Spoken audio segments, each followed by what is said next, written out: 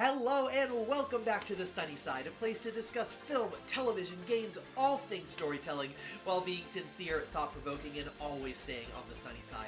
My name is Evan B. Thank you so much for watching. Today we are on day 6 of our May the 4th rewatch. All week long, I have been going over the Star Wars movies from Episode 1 to Episode 6, with Rogue One and Solo right there in the middle, to discuss the Anakin Skywalker story, to discuss Star Wars as a whole, what makes a great Star Wars movie, what are the great elements of this story, what are some missed opportunities you might find, and just have fun dissecting and discussing this incredible powerhouse of a cultural monolith that Star Wars has been in the past 50 years.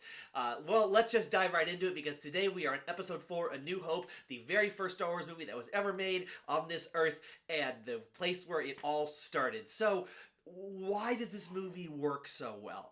Well, I think George Lucas really does have an understanding of story and spectacle, and he gives you this just engrossing film, and from the jump, you know, you're ingratiated to Luke Skywalker, who's a great point of view character. The world unfolds around you slowly. You know, you're not sort of expedition, you know, dumped with a bunch of stuff, but you're seeing this world bit by bit. You know, there's very clear visual cues of the good guys and the bad guys, and a lot of the visual language of the film tells a lot of the story.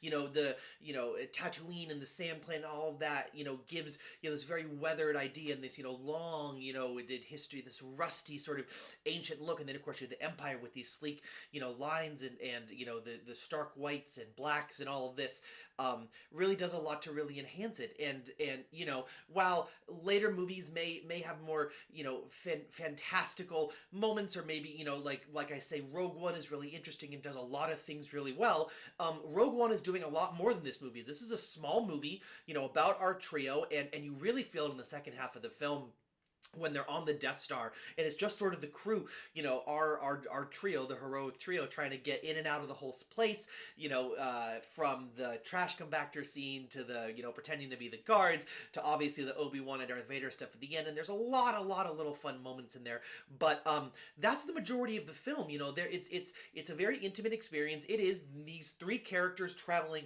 through this huge, crazy galaxy that has all these big stories, but then our heroes just sort of get swept up into it, and just like in Solo, or just like in Rogue One, either you've lived it like Leia has, or you're Luke, you know, or like Han Solo at the beginning, and you just sort of jump in and carry along, and, you know, it has all of that greatness. It's the spark of greatness, and the idea that there's so much behind the scenes. I mean, it's why everyone wanted to go back to it. You can tell this world that George let us have a peek into is just so artfully done through a great story that's so fun to watch again and again.